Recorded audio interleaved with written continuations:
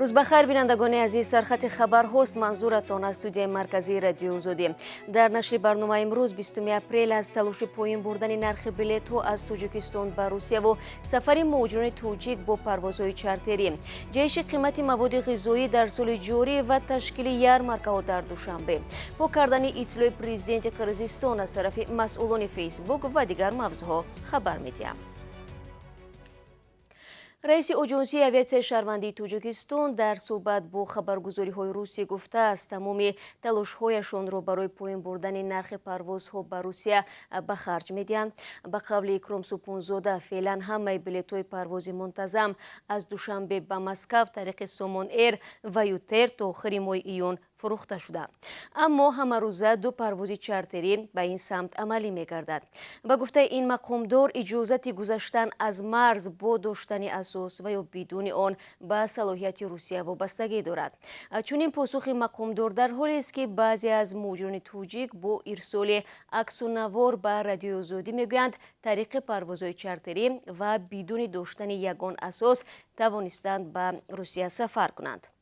در عین زمان اکرامزاده افزوده است که آنها تلاش دارند شماره پروازهای چارتری را افزایش داده نرخ بلیط‌های آنها را حداقل تا 6 و یا 7,000 سومانی پایین برند. حالا قیمت بلیط‌های پروازهای چارتری از تاجیکستان به روسیه از 10,000 سومانی به بالا ارزش دارد. از اول سال جاری در تاجیکستان نرخ مواد خوراکواری و کشاورزی بیش از 4% بالا رفته است. طبق معلومات کمیته امور در 3 ماه امسال از همه بیشتر یعنی 30% نرخ کارتوشکا بلند شده است. نرخ شکر و روغن 7.5% افزوده است. همچنین قیمت سبزیجات بیش از 23% از گوشت باشد زیاده از 4% جهیده است. شکایت ساکنان از گرانی نرخ مواد خوراک پیوسته صدا می‌دهد. تاجران میگویند اکثر محصولات از خارج می آید و پست و بالاروی نرخ به خرج راه و قرب اسعار سخت وابسته می باشد. شهرداری دوشنبه گفت برای پایین بردن نرخ‌های مواد غذایی یارمارک‌های فروشی محصولات تشکیل شده است که تا آخر سال فعالیت می کند. در دوشنبه دیروز مذاکرات تاجیکستان و روسیه اوید به همکاری‌های دو کشور در مسائل مهاجرت برگزار شده است. وزارت امور خارجه تاجیکستان میگوید در این مذاکرات مسائلی که حل فوری را تقاضا میکنند مطرح گردید. در این باره توضیح بیشتر ارائه نشده است، اما چند روز پیش معاون وزیر کارهای داخلی روسیه از کشورهای ایدئ از جمله از تاجیکستان خواسته بود مسئله بود و باش غیرقانونی مهاجرانشان را در این کشور حل کنند. این مذاکرات در حال صورت میگیرد که اخیراً مسکو به مهاجران غیرقانونی در حدود روسیه تا 15 ایون مهلت داد که بود و باش خود را قانونی کنند. تعقیب فوق‌العاده خبرنگاران هنگام تهیه گزارش‌ها درباره اعتراض‌های بلاروس و مانع‌گذاری به رسانیدن خبرها از نزاع در قره‌باغ کوهی از دلایل‌های نام برده شدند که کشورهای اروپای شرقی و آسیای مرکزی را امسال در بخش پایانی شاخص آزادی سراسری مطبوعات جای دادند. اما در گزارش سالانه سازمان روزنامه‌نگاران بدون مرز تحولات روسیه مورد نگرانی عمیق‌تر بوده در جای 150 شاخص جای گرفت است.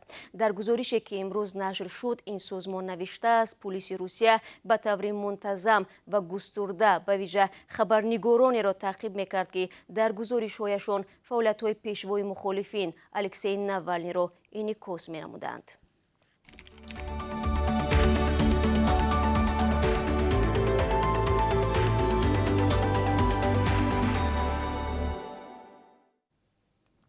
فیسبوک یک نوار ترغیباتی پرزیدنت قرقیزستان صادر جابوروف را که در آن معالجه بیماری کووید 19 توسط یک ریشه زهرناک تشویق میشد همچون معلومات بی اساس از این شبکه اجتماعی پاک کرده است.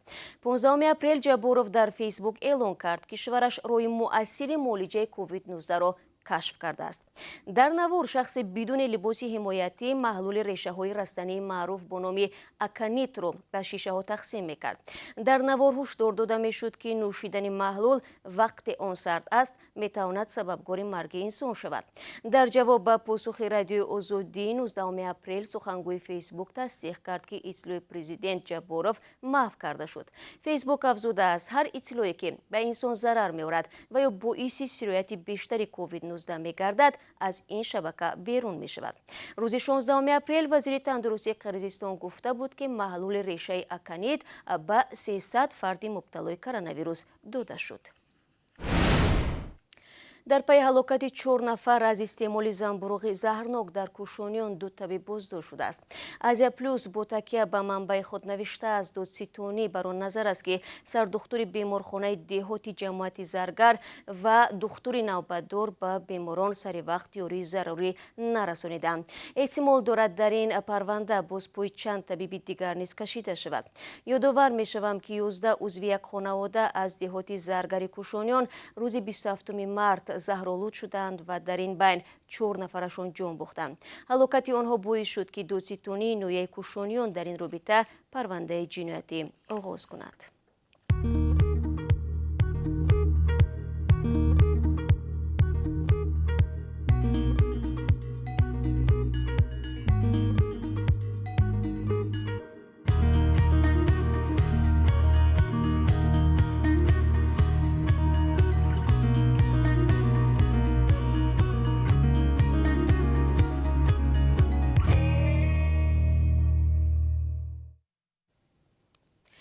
наздикони Нормаҷон Исоев сокини 51-солаи деҳаи Қурғончаи ноҳияи Конибодом иддао доранд пас аз оне ки аз сӯи нозирони ҳифзи муҳити зист ба шикори ғайриқонунии моҳӣ айбдор ва 1500 сомонӣ ҷарима шудааст, худро ба дор овехт.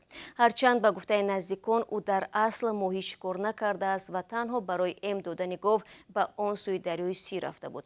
мақомот мегӯянд нисбати Исоев барои дар макони тухмонии моҳӣ чаронидани чорво санад тартиб дода буданд ки ҳадиаксар 300 сомонӣ ҷаримаро дар пай дошт ва наметавонист сабаби худкушии ӯ шавад. ҷасади Нормаҷон Исоев сокини 51-солаи деҳаи Қурғончаи Конибодомро наздиконаш рӯзи 12 апрел аз оғили хонааш пайдо карданд. вазорати мудофиаи Тоҷикистон мегӯяд дар 20 рӯзи мавсими даъвати баҳорӣ ба артиш нақша беш аз 80% иҷро шудааст. Фаридун Маҳмадализода сухангӯи ин ниҳод имрӯз ба радиозодӣ гуфт то ҳол вилояти мухтори Кӯҳистони Бадахшон ва шаҳри Душанбе аз ӯҳдаи иҷрои нақша ба пуррагӣ баромаданд. дар вилояти Суғд 67%, вилояти Хатлон 79% ва шаҳру навоҳии тобеи ҷумҳурӣ 91% нақша пур шудааст. аз оғози мавсими имсола даъват ба хизмат наворҳои сершумори корбарони шабакаҳои иҷтимоӣ аз мавридҳои сарбозшикор ва ё аблаварасонаӣ мешавад. охири ҳафтаи гузашта дастгоҳи президенти Тоҷикистон дар ҷавоб ба муроҷиати гурӯҳе аз ҷомеаи шаҳрвандӣ оид ба поён додани аблава ба вазоратҳои мудофиаву корҳои дохилӣ ва достонии кул баррасии масъаларо супориш додааст. дар бозори марказии шаҳри Хорух сӯхтор ба амал омадааст. оташсӯзӣ субҳи 18 апрел рух дода тақрибан дар 1 соат бо талоши кормандони хадамоти сӯхторнишонӣ ва наҷотдиҳандагони агентии Оғохон аланга хомӯш карда шуд. сабабҳои сӯхтор феълан эълон нашудааст ва аз ҷониби мутахассисони раёсати корҳои дохилии вилояти мухтори Кӯҳистони Бадахшон таҳқиқ мешавад. ҳамчунин тафсилоти дигар ва ҳаҷми хисороту зарари расида ба тоҷирони бозор низ маълум нест. гуфта мешавад хушбахтона дар пайи ин ҳодиса касе осеб надидааст. бозори марказии Хорух калонтарин бозор дар ҳарду вилояти Бадахшони Тоҷикистон ва Бадахшони Афғонистон ба шумор меравад. дар 3 моҳи соли ҷорӣ дар ҳудуди Тоҷикистон 223 ҳолати фавқулода ва ҳодисаҳои табиӣ сабт шудааст. ин рақам дар ҷаласаи Кумитаи ҳолатҳои фавқулода садо дод. дар натиҷаи ин ҳодисаҳо 8 нафар ба ҳалокат расиданд ва 12 ҳолати он ба мардум ва иқтисодиёти кишвар зарари моддӣ расондааст.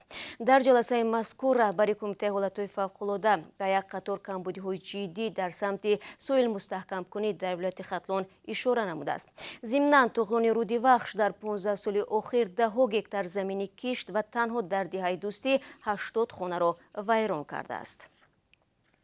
дӯстони азиз, акнун барои шумо дар бораи қурби асъори хориҷӣ дар Тоҷикистон барои имрӯз маълумот медиҳам. бонки миллӣ нархи $1 11 сомониву 32 дирам ва 1 евроро 13 сомониву 61 дирам таъин кардааст. имрӯз 20 апрел нархи 1000 рубли русӣ 148 сомониву 20 дирам муқаррар шудааст ки нисбати дирӯз 6 дирам камтар мебошад. бинандагони азиз, тақдими хабарҳоро дар ҳамин сонияҳо ба поён мебарам. баъди 3 соати дигар шуморо дар барномаи ахбори озодӣ мунтазирем. ташаккур барои ҳамроҳӣ ва барори кор барояд.